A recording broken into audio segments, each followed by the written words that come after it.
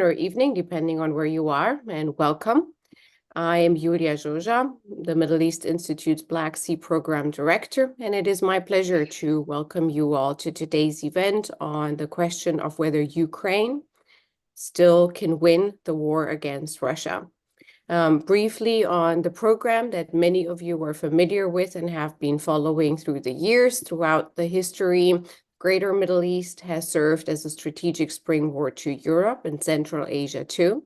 Today, as we're looking at the Black Sea region in particular, we see in the hard efforts from Russia, increasingly China and Iran too, to attempts of theirs to shape a new order in this part of the world. And in the context of today's strategic competition, MEI's Black Sea program explores the interactions among these countries in the region, as well as their interaction with, of course, primarily the United States, the strategic ally and partner, Europe, but also the Middle East, Russia, and of course, China and Iran.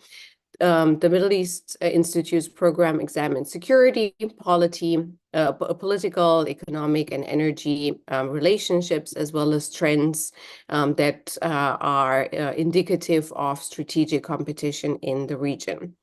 On the panel today, the introduction is almost unnecessary. We're marking 10 years these days of Russia's armed aggression against Ukraine and 2 years of Russia's full-scale invasion into Ukraine. Since 2022, the West has stood largely united behind Ukraine's right to defend itself with unprecedented support if we're looking at European history throughout many decades, and responded in an unprecedented manner in support of Kyiv and to punish Moscow with heavy packages of sanctions and isolation. What's more, European nations appear determined to reinvest in their own defense and deterrence, and these developments have led to Russia's partial isolation. But after a decade of conflict on the European continent, Moscow still does not appear ready to back away from revanchism. And while the United States, after having demonstrated at the beginning and throughout these last 2 years unquestionable leadership as the head of the alliance in the help for Ukraine, it is now in throes of difficult debates about further levels of support for Kyiv and in an important election here, of course.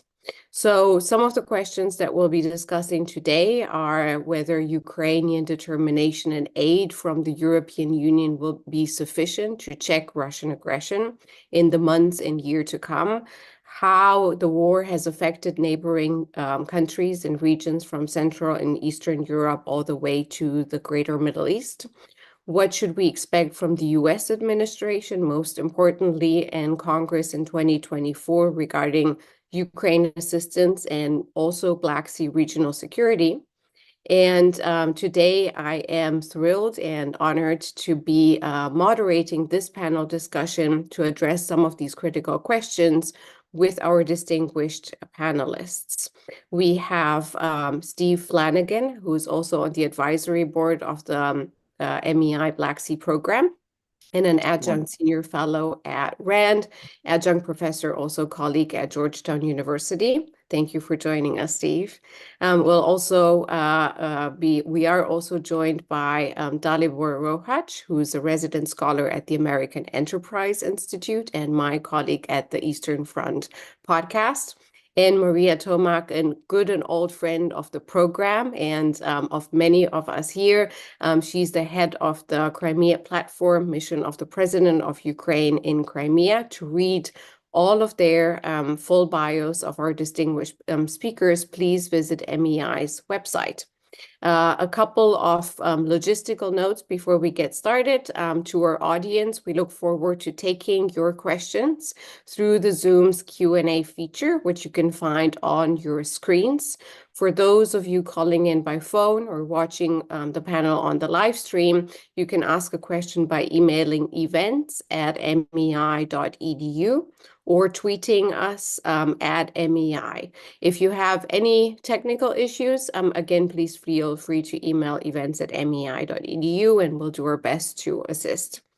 Feel free to ask questions anytime throughout the panel. I'll be looking at all of your questions in the Q&A section, and we'll factor in as many as possible.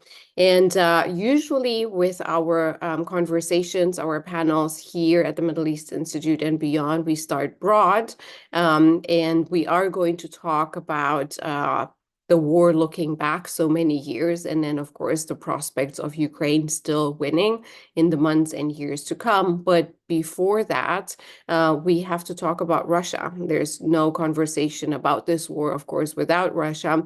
And over the last few days, in the context of also the Munich Security Conference, most important European security conference taking place every year, we've also learned about the tragic news of Alexei Navalny, Russia's leader of the opposition, being the information of his death in a Russian prison in Siberia. His wife, Yulia Navalnaya, was there too, and at the Munich Security Conference, and news is still emerging about the details of his death. And beyond Alexei Navalny being the leader of the opposition with a checkered past when you're looking at the former Soviet Union.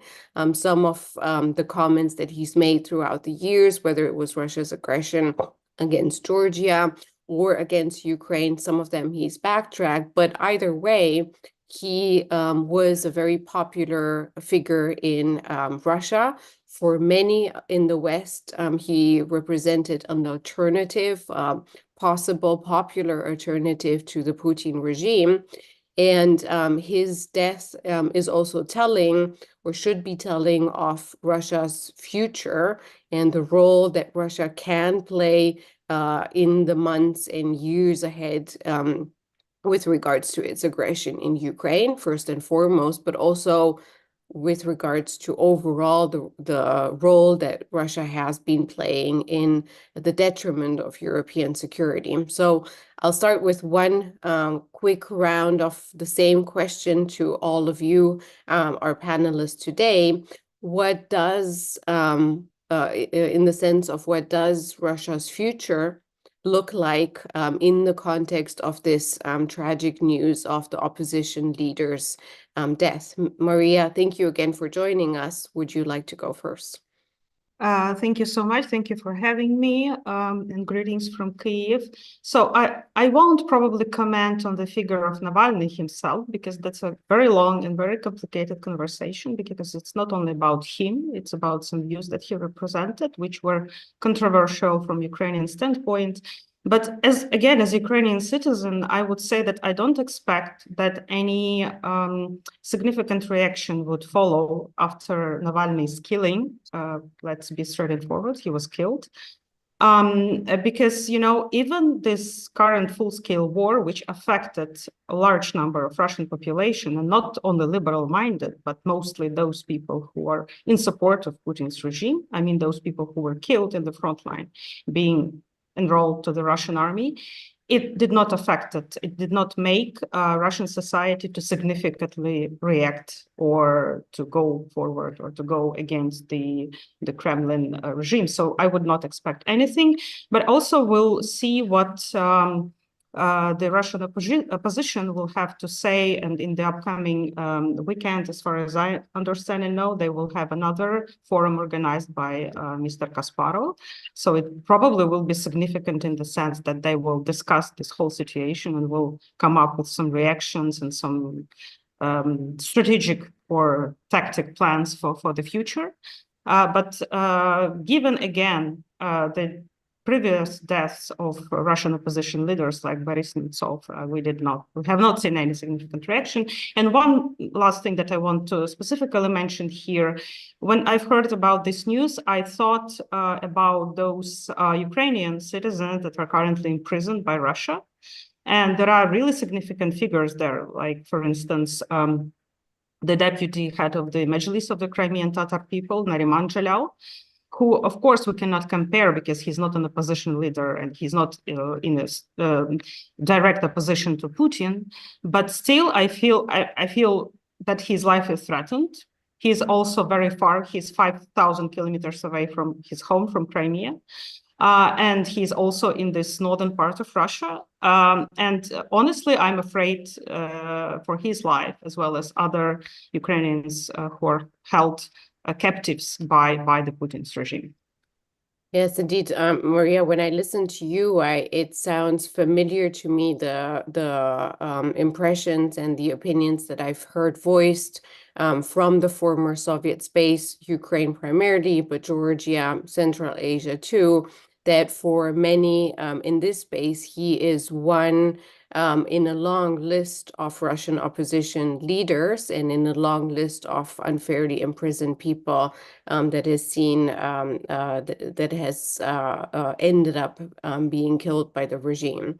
Dalibor, I'm tapping into your beyond the Soviet space, but into the former Warsaw Pact view to tell us how you are reading, how you're reading and how you're reading others' impressions of this news. Is that confirming something for you and for others when it comes to Russia's future, democratic or authoritarian in this case, future?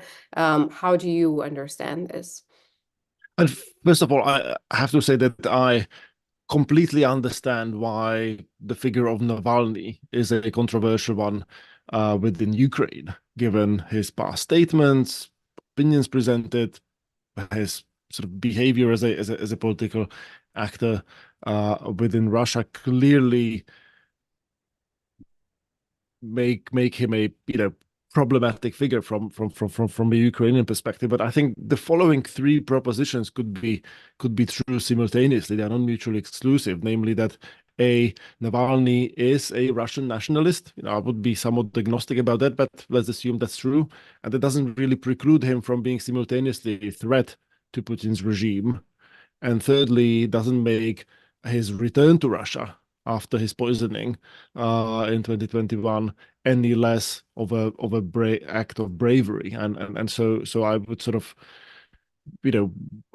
encourage people to sort of hold those three thoughts in their minds simultaneously. Neither do I think that it's an accident that he died when he died. Obviously, we should wait to sort of learn more about the circumstances of his demise. But given what we know about Putin's regime, I think it's reasonably safe to assume that this was not just an accident. It was not just him, tripping on a walk and then dying. Now, in terms of the consequences that this might have within Russia, I think the sort of operating assumption we should be working under is that dictatorships are hard and strong seemingly, but they're also brittle, and we never really know what triggers do bring people to the streets. Now, that said, I would defer to experts on Russia per se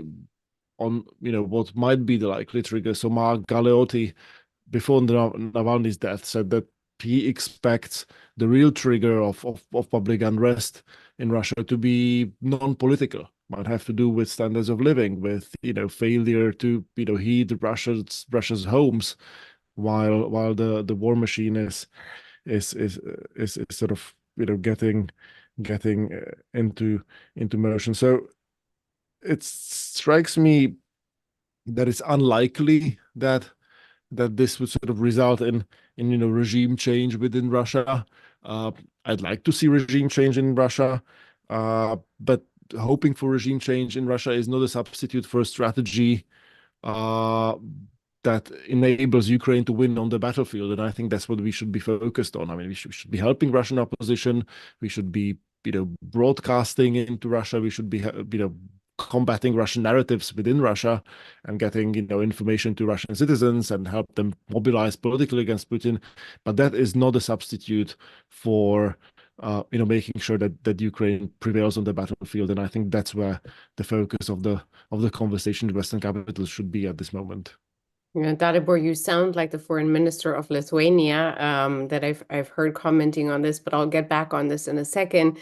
Steve, I was talking this morning earlier to a colleague of ours from the United States who had just attended the Munich Security Conference, and we were talking about the news Navalny, and he was saying, but the problem is, of course, from the United States perspective and Western Europe too, that there's nothing that one can do about this. It's tragic. It's a big disappointment. A lot of people in the West also almost idealized the role of Navalny as an alternative to Putin.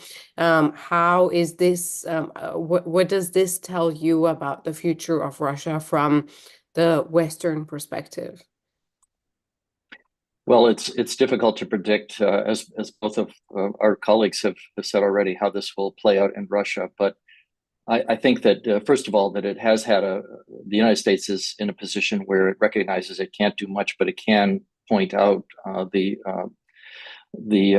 way in which Russia has wielded its power to suppress all dissent internally, and how this reflects the wider threat that Moscow poses to Western interests around the world and the future of democracy, and why it is waging this war against Ukraine to crush out the development of democracy there, because it is such a threat to Putin's central power. I agree with Dalibor that we can't really know how that Navalny's passing came about, but it doesn't seem that it was an accident. And indeed, one could suggest that perhaps Putin was counter-messaging, just as France and Germany were signing pacts with Ukraine to provide for support, and many leaders avowing that Western support would be with Ukraine for as long as it takes and whatever it takes. That Putin was perhaps messaging the contrary, that he'll do whatever it takes to both retain power and to try to suborn Ukraine to cooperation within the larger Russian sphere of influence. So I think that was very discouraging. On a more positive note, I guess I was thinking of two things. That first of all, I think in terms of the impact in the West, the way in which Navalny died, and of course his overall treatment, but particularly given that there had been this sort of blossom of a number of what I think we can only say have been useful, what the Kremlin in the old days would have called useful idiots in the West, who apologists for Putin and suggesting that really he wasn't that bad, are now really shown for what they are. And I think that might have some kind of salutary effect on continuing U.S. support for Ukraine and to remain firm against Russia. It makes it very hard for even those in some parts of the American political spectrum who had been suggesting that we can deal with Putin, or that perhaps, as Trump has often talked about, the idea that his good relationship with Putin could bring an end to the war very quickly. The other thing that is maybe really more of a wish than a hope, but I was recalling, I was in Moscow in December of 2011 with some colleagues at the time, and it was at the time when some of the protests were really building, and Navalny had just given some of his initial efforts at challenging what was clearly going to be yet another rigged election. And I remember his comment, which I saw repeated, that he mentioned he believed that a revolution in Russia was inevitable, that it won't be something plotted ahead of time. It will start with an accident, an arrest, maybe a protest, and then snowball unexpectedly and unerringly. I guess we could hope that might prove prophetic, but given the way Putin has already slammed against some of the vigils in honoring his passing, I guess none of us can be really optimistic about that. But on the other hand, as Dalibor noted, the revolutions of '89 began at a time when the regimes became the brittleness of those regimes and the brutality of their domestic policies did lead to a collapse of the regimes in East and Central Europe at that time. So perhaps that will be repeated in Russia at some point, but probably not anytime soon. Steve, it's your fault. You did bring us back to 2011, so I want to jump a little bit further into 2013, the beginning of the Revolution of Dignity and the Maidan, and hence also Russia's first invasion of Ukraine.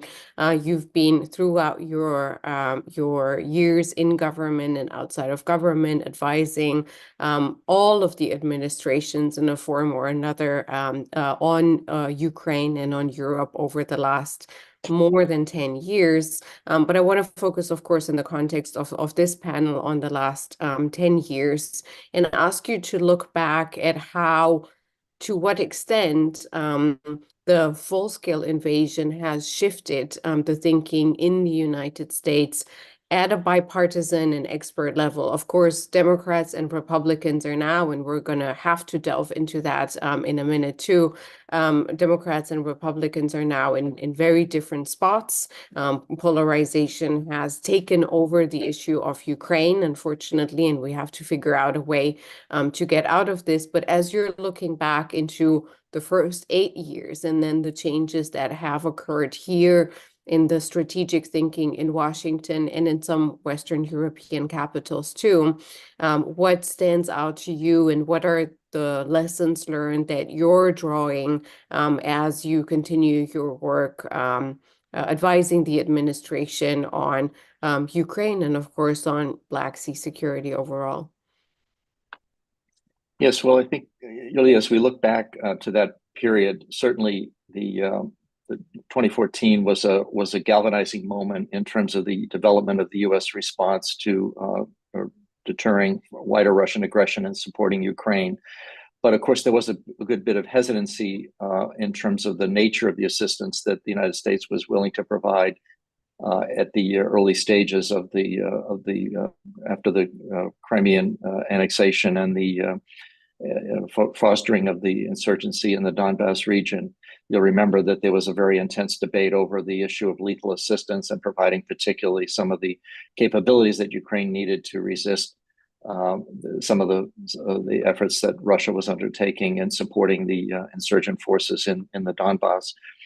But gradually, step by step, that program began to build. There was also, of course, the growing support throughout the alliance for enhancing the forward presence, and even in a limited, at least, albeit in a limited way, to deter wider Russian aggression and to ensure that what was happening in Ukraine would not be replicated by probing attacks or efforts to cause instability within the alliance or questioning, bringing doubts about the solidity of the collective defense commitments. So I think that it certainly, when we look back on that period and now up to the point now where we look at over the last several years, particularly since 2022, when you look at the volume of U.S. security assistance to Ukraine, over $47 billion in military assistance, even more in economic assistance and other help, that really has demonstrated that the United States is willing to undertake a much stronger and sustain this over time. At least this current administration is, but as you say, it's met with this growing skepticism and doubts, particularly among some elements of the Republican Party in particular. I guess one could say the America First segment of that party that is really has been questioning whether or not the administration has a strategy for achieving victory, whether or not the assistance is being used prudently by Ukraine, and whether or not it really is in the U.S. interest to continue to focus on countering Russia and helping Ukraine rather than rebalancing its strategic assets and focus on the challenges posed by China.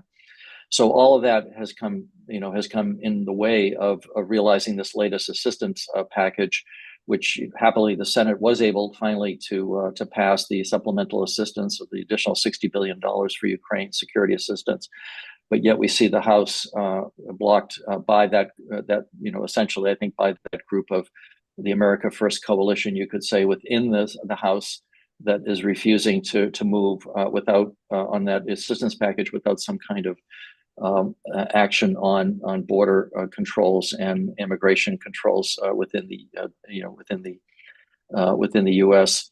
So I think we're at a point now where the Congress has taken the House is off for 2 weeks. So the whole question of the future of that assistance remains very uncertain. I do think eventually the package can go forward in some form, but it's certainly going to take a bit more bargaining over the next several weeks, if not months, which of course is also very detrimental to Ukraine's efforts to try to sustain and hold the territory that they currently control and to resist further Russian offensives. Thank you, Steve. And then Dalibor, I know you want to say something about the United States too, and I won't stop you at that, but I also want to ask you specifically about Central and Eastern European countries, Eastern flank, let's just call them that for a good term to sum it up, reaction to the war the last 10 years, and also to what extent you assess them galvanizing and changing their strategy with an impact maybe on the United States too. And yours is a difficult question because there is quite a spectrum that you and I and many others have been talking about extensively, from Lithuania and Estonia and the Baltic countries overall, all the way to Hungary, maybe the problem child within the EU and NATO. In my understanding, some of them have played an enormously important role 2 years ago in amplifying the voice of Ukraine, asking for help and creating more urgency, particularly in the debates within Europe. But it's a mixed bag. So, Dalibor, how are you looking at this when looking back? So I understand it has become a habit among younger people to talk about their lived experience and their sort of emotional journeys. So let me offer you mine first. I think I've come full circle during this war from being truly despondent at the beginning and before the invasion, listening to President Biden talk about what the United States were not willing to do and how we were not going to react, and the sort of cautionary talk before the invasion. Then, like many, I saw the overwhelming force of the Russian military and thought that Russians would overrun Ukraine in some shape or form, and that we would be funding a guerrilla resistance movement in the Carpathians. And then I grew increasingly impressed and optimistic, seeing the Ukrainians fight, seeing the growing backbone in Western capitals, the unity for which I think the Biden administration deserves credit for maintaining this unity within the alliance. But I have to say, in recent weeks, I'm increasingly coming back to feeling more and more despondent. And it's not because of the Ukrainians. I think they will fight, and thankfully, the risk of Russians taking over Ukraine as a whole is fairly remote, regardless of what happens to Western assistance. But if Putin was wrong about Ukraine and his willingness to fight, and it's being a independent sovereign nation that will fight for its freedom, I'm not sure he was entirely wrong about the West and about the prospect of his being able to wait us out. It's partly the abundance of useful idiots and appeasers in the West, from Tucker Carlson to Viktor Orban, but also the sort of complacency that inevitably sets in after a while. So there's the question of the US supplemental. There's the question of whether there is anybody in Europe picking up the slack should the United States not proceed, and I just don't see it. I see the overall picture as being pretty miserable. So here's a factoid that I just picked up this morning, just reading the Czech press.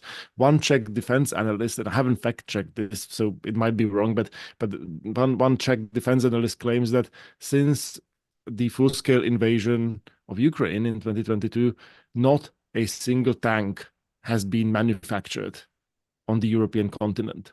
I mean, not in Russia, but in sort of the EU and sort of associated allied countries. I mean, if that's true, I think it speaks volumes about the sort of complacency and inability to sort of stand up to the challenge. I mean, another in the Czech Republic related anecdote, President Petr Pavel was at the Munich Security Conference.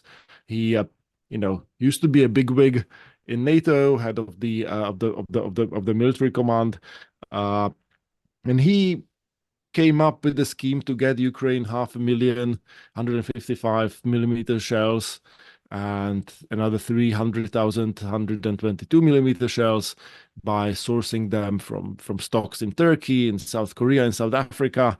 And it's complicated. They have to figure out the funding.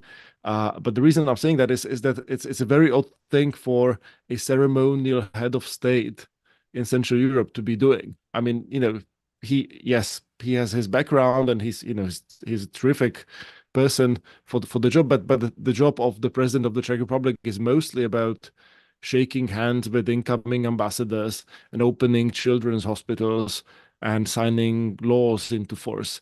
It's not about sort of responding to operational questions of the alliance and of assistance to Ukraine. So the fact that he is doing this, that he is the sort of driving force behind this, to me reflects very poorly on the sort of leadership that should be coming from elsewhere. And the question is, is it going to get better or is it going to get worse? We'll have to see.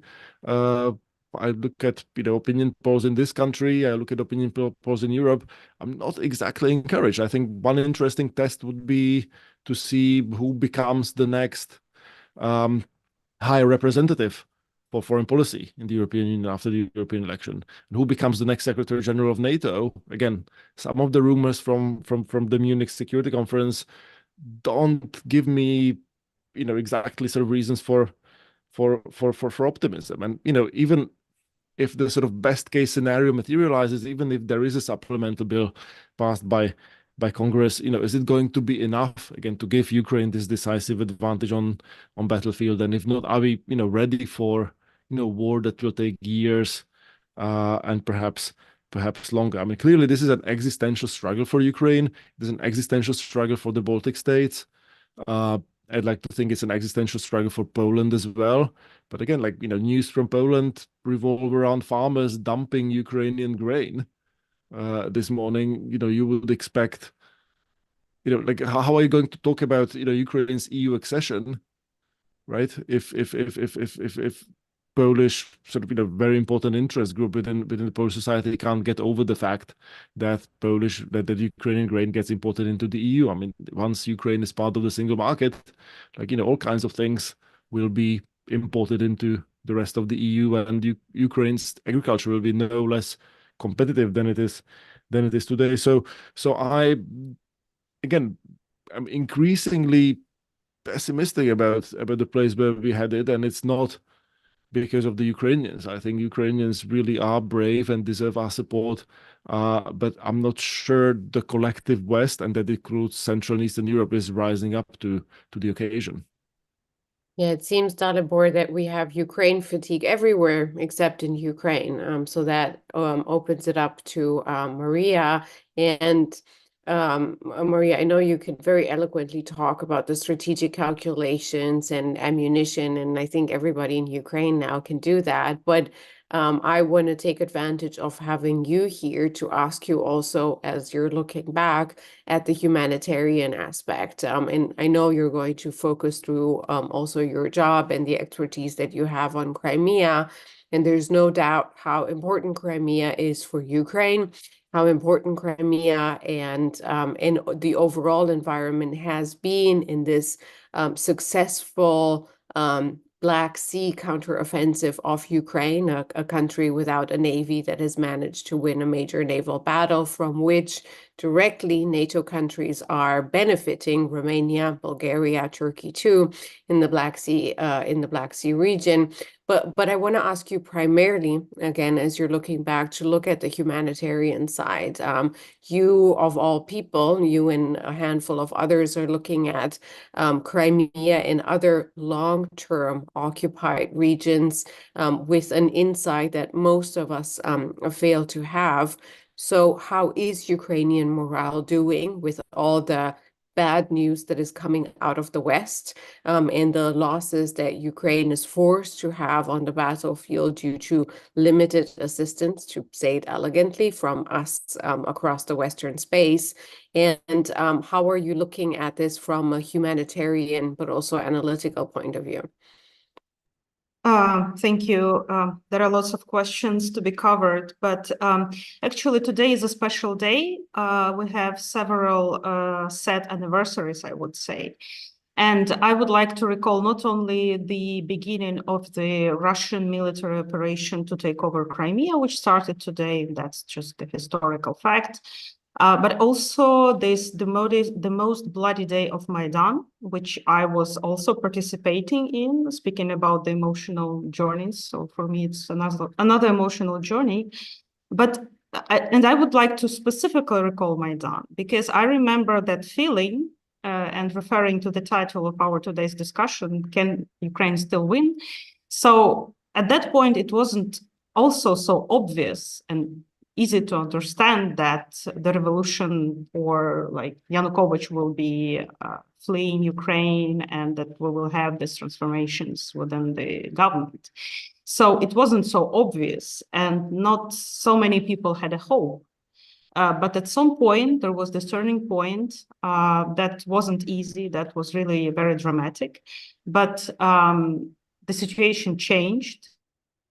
And I would like just to refer here to the current situation with the war, and to just express this morale of Ukrainians that we have no other choice than to fight and to hope that we will win. And I think the fair question would be, does the West still wants Ukraine to win? For me, that's a very fair question, an actual question. And I think that we see actually now pretty obvious example how this cooperation of Ukrainian armed forces and the Western provided army plays in the Black Sea region. I'm not a military expert indeed, and maybe Mr. Flanagan can comment on this more, but we see that Ukraine has success specifically in the Black Sea, and as experts say, due to this combination of the successful strategies applied by the armed forces of Ukraine plus the Western supplied weapons. And it doesn't make Putin to react to these so-called red lines, which everyone is terrified with, but rather to withdraw his Black Sea Fleet, as we all know. So, and going back to your question about this humanitarian dimension, I think it's very important to say that we have 10 years of war, not 2 years of war. And it's not a matter of just, figures and the numbers. It's not about that. It's about, do we understand what's the background and what's the root causes of the full-scale war, or we don't? Because the background and the root causes of the full-scale war is the, as Mr. Flanagan said, hesitancy from international community also to react properly to the first stage of this war, to first 8 years of this war, which started with the occupation of Crimea and then proceeded with the intervention also in eastern Ukraine. And of course, I think that Crimea is important case to look at in terms of what happens to the territory which is seized by Russia. So of course it was isolated, it was militarized, it was literally colonized, because Russia brought there at least 500,000 of its citizens. It's like army representatives, but not only, just civil servants, judges, law enforcement representatives, or just civilians who moved to Crimea and became colonizers, literally. And that all allowed Russia to make a full-scale invasion, and Crimea was used as one of the launch pads, as we all have seen. And probably I won't talk too much about things like political persecutions. But it's again, of course, it's there. And I would just maybe recommend to our listeners and to everyone to read the op-ed, not op-ed, but an article that was published by Newsweek, the US magazine, and it's the text of Lutfiya Zudieva, Crimean Tatar human rights activist. She's now in Crimea, and she describes very generally, I would say, how the life looks like in Crimea. She is now in the occupied Crimea. She lives there, and she is the representative of the Crimean Tatar people, indigenous population, that is that Putin hates. Sorry, maybe I don't have any quotes particular, but we can all understand that he hates them. as well as Stalin did while deporting those people from Crimea. So, and this text can provide this understanding of the atmosphere, but most importantly, I think it provides the understanding that there's no other answer to the occupation of Crimea rather than the support of efforts of Ukraine to liberate Crimea. There cannot be compromises. And I think that that's the standpoint not only of Ukrainian officials, Ukrainian government, and the president of Ukraine underlines this all the time. And Crimea is an essential part of the peace formula suggested by President Zelensky. And of course, it's in the Ukrainian constitution, et cetera, but also it's the mood of people, of the Ukrainian society.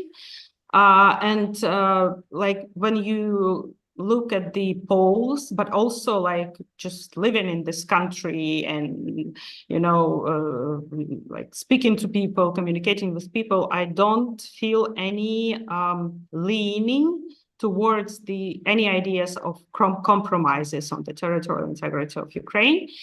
Also because we have all seen what is going on in the territories that are under the control of Russia. It's not just about like piece of land that is controlled by Russia. It's about something that we've seen in Bucha, in Irpin, all those atrocities that are committed in the territories that is controlled by Russia. So I would say that it's a bottom line of the current mood in Ukraine. But of course, we are all thankful for the support that is provided by our Western allies. And we hope that we will have this support further because of it's a matter of survival, not only for Ukrainians, obviously, but at least for the Eastern Europe, but of course for the whole continent, I believe. Thank you, Maria. And now I want to turn to all three of you with the overarching, and I'm going to nuance it, overarching question looking ahead into the remaining months. I don't think we can go further than that because we're all blocked by November and the election in the United States, of course, many other elections throughout Europe overall. But ask you the question of how do you assess the chances for Ukraine to progress, to still win, maybe not a decisive win at the end of the year, but whether you assess it as being progress from the Ukrainian side or rather the contrary, with Russians succeeding in the absence of support for Ukraine, not in the absence of Ukrainian determination to make progress on the Russian side. So Steve, I'd want to start with you. You mentioned a bit earlier the issue of assistance to Ukraine also and how it is assessed in partisan manners, how issues are being brought up about how Ukraine is prudently or imprudently in Washington understanding spending the aid, whether you think the aid has just passed through the Senate, whether you think there is chance to make the move to finalize the package with a vote from the House after recess in the coming weeks. And then also in the context of can Ukraine still win, how you see allied cooperation in the region in the context of a U.S. Black Sea security strategy that you and many others of us, but primarily you, have worked on. So a bunch of questions. Take what you need, pick what you want from these, but in the overarching idea of can we assess the prospect of a Ukrainian win or loss in the months to come?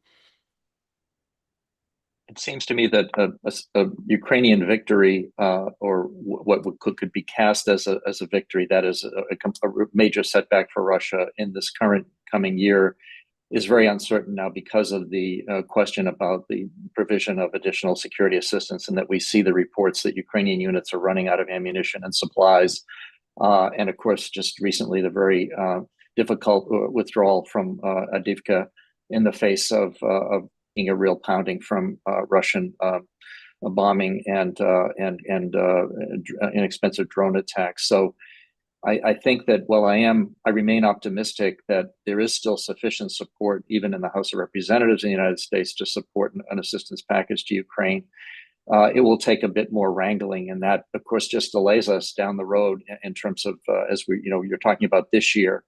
That coupled with the fact that I think on a strategic level, clearly Putin and some senior U.S. officials have already said this.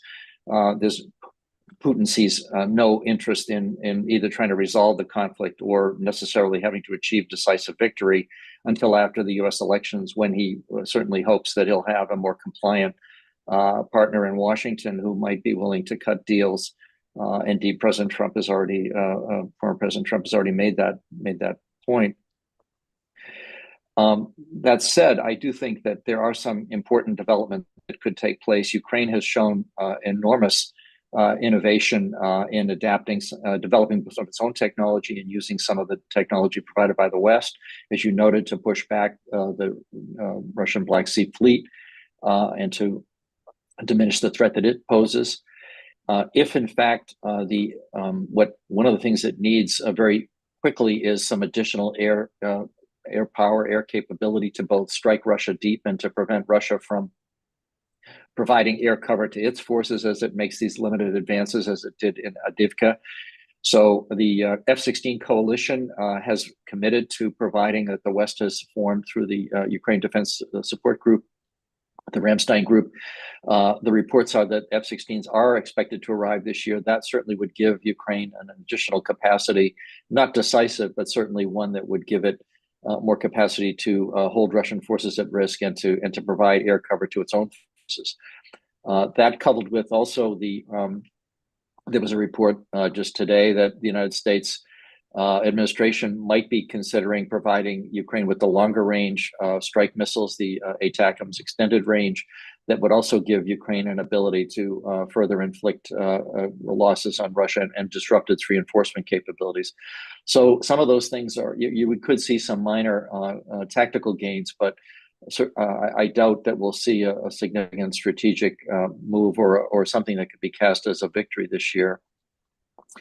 But I do think, just to close quickly on your last point, because I know we're running short of time, but the one of the things that I think all of this has had an effect on is that the administration, with bipartisan support, particularly from the two prominent senators in the Foreign Relations Committee, Senator Shaheen and Romney, to provide support to the administration's efforts to and encouraging them to move forward on a more comprehensive strategy towards the wider Black Sea region. And I think that is moving ahead. Certainly, the State Department has articulated some initial efforts. There is reportedly work on a more comprehensive interagency strategy. I think there's a strong need for a unified transatlantic strategy. And my sense is from some of the European actions that we've seen in recent days, particularly these security assistance pacts that France, Germany, and other countries have signed with Ukraine, all of that could be woven together into a broader approach.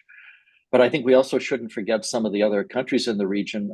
We've seen that at Munich, I thought it was very interesting that Armenian President Pashinyan, Prime Minister, made clear that he did not support Russia's war in Ukraine, and further trying to distance himself, and how this was Russia's actions were contrary to provisions that it signed up to in forming the CSTO. So I think there's a scope here for moving forward and taking advantage of some of the decrements in Russia's influence in the region that have come as a result of its brutality in Ukraine. So I hope that the West really does move together on this in looking not just about how to help Ukraine achieve something that can be cast as a victory and regain most, if not all, of its territory seized by Russia in the near term, to also move to ensure that Russia doesn't threaten other countries in the region, even if that conflict in Ukraine is resolved in some way. I'll stop there. This is already beyond scratching the surface, and I'll just add to that my hopeful and wishful thinking that we'll see more of that put on the agenda explicitly in the case of Ukraine, and also directly in the case of regional security architecture in the context of the NATO summit at 75 coming up in Washington and getting closer as we speak. Dalibor, over to you. And before I let you answer the question of will Ukraine win, I mentioned earlier that you sounded to me like one of the statements that was very impressive to me from the Minister of Foreign Affairs, Landsbergis of Lithuania, following up the Munich Security Conference this weekend, when he seemed or was accused of looking gloomy. And gloomy was a takeaway from the security conference overall. And I want to read just one bit of that statement to ask you where you position yourself and where you are seeing the region overall going when it comes to Ukraine and support for Ukraine. He says, "It's not that we don't lack the capacity in the West. We lack the political will and urgency necessary to support Ukraine and maintain collective security. Russia, on the other hand, has the will to destroy Ukraine and reestablish the Russian Empire. When will we start using our capacity to deter this?" He goes on, and then he ends with, "So yes, I am returning from Munich a bit gloomy," to state the obvious. So Dalibor, is that how you're feeling? Is that, let me then ask the question, are we, in your assessment, in the collective West overall, the NATO, and specifically, of course, the important voices of Central and Eastern Europe, lacking the political will to make up for what the United States or parts of the Republicans in the United States are threatening to withdraw? Or where are we in helping Ukraine win? First of all, I'm very flattered to be compared to Gabrielius Landsbergis, so I'll take it. And I think his assessment is right.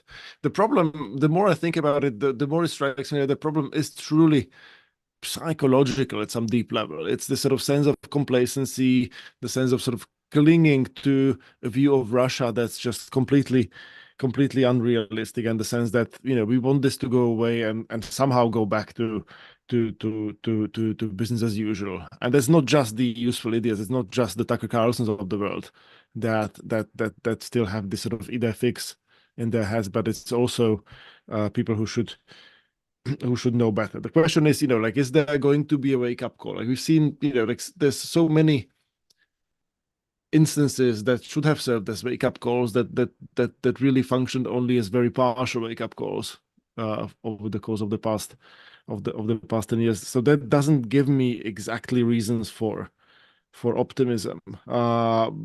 I know that there is an initiative of GOP legislators, Senator Wicker and others, trying to urge the administration to formulate, a strategy for victory and resource it accordingly, in the hope that that would also boost the support for helping Ukraine, including on the GOP side. Again, will this get traction, or will this be kind of pushed to the sideways? I simply don't know. I mean, I do trust the Ukrainians to be resourceful. I do trust the Ukrainians to, exploit openings in an asymmetric fashion. I think what happened in Black Sea in last year was a significant development. But I would like to argue that really the outcome hinges on whether people in the West realize that what is at stake is not just the future of Ukraine as a country, as a nation, but really the future of Pax Americana. There are people who like to argue that we have to prioritize, that we have to sort of disentangle these various conflicts and focus on one part of the world at the expense of another. But really what is at stake here is, is the credibility of the president saying that we'll stand with Ukraine for as long as it takes, right? Like, how long is as long as it takes? Like now we are less than 2 years into the war, and there are these question marks about continued US support. So, how can anybody trust anything that comes out of mouth of any US official anymore if this is going to be the path we're on. And what's happening in the Red Sea, Chinese military buildup, like these are not isolated things. I think they are very concrete ways of testing the resolve of Western alliances, and it really starts in Ukraine. And if we don't rise to the occasion as sort of alliance of Western liberal democracies, then I think we'll have a very, very sort of unpleasant ride ahead of us. Thank you. And with that and the howl, I think we are Sorry about that. Maria. That's my dog agreeing with Dalibor. Maria, I'm gonna try to ask you then a question quickly. Can Ukraine still win in your own assessment?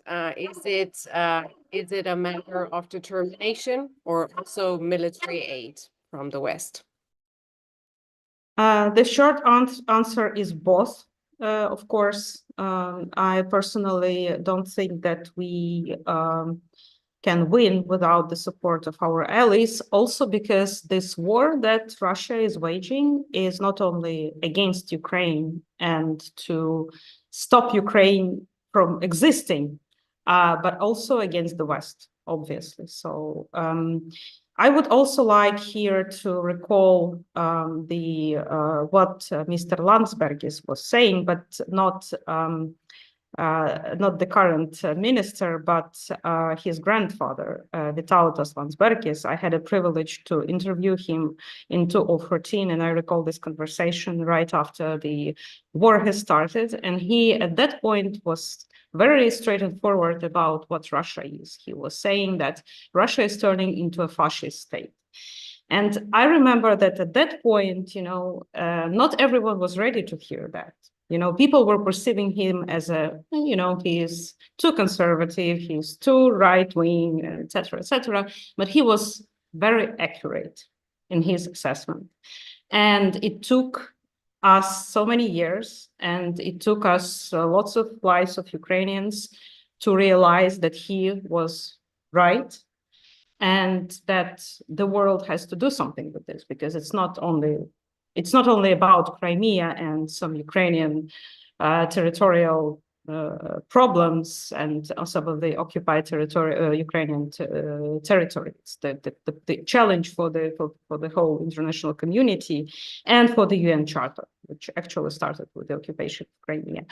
But I don't want to sound very naively optimistic, but I just want to say that we, as the part of the government of Ukraine, of the president's vertical, we are getting prepared, nevertheless, to the occupation of Crimea.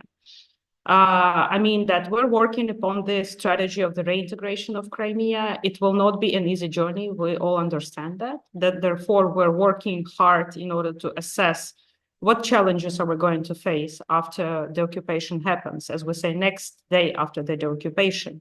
Because 10 years of the occupation of this very harsh regime and militarization, brainwashing, etc., it will be really, really hard to understand that. But we're preparing people.